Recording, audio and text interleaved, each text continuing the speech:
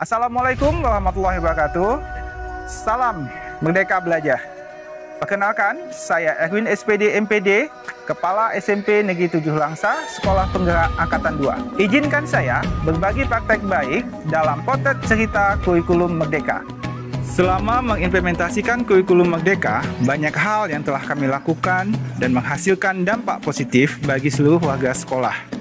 Adanya kurikulum Merdeka memberikan keleluasaan bagi para guru di sekolah saya untuk menerapkan pembelajaran sesuai dengan kondisi lingkungan dan karakteristik peserta didik, sehingga peserta didik mudah memahami pembelajaran.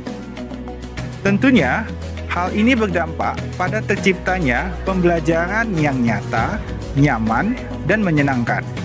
Begitu pula dengan pelaksanaan P5, peserta didik tampak antusias karena isu yang diangkat erat dengan kehidupan.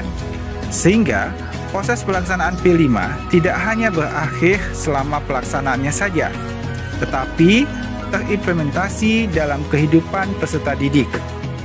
Hal ini terlihat dari sikap gotong royong, kemandirian, kreatif, dan kepedulian terhadap teman, guru, dan lingkungannya. Demikian testimoni potret cerita kurikulum Merdeka di SMP Negeri 7 Langsa. Assalamualaikum warahmatullahi wabarakatuh.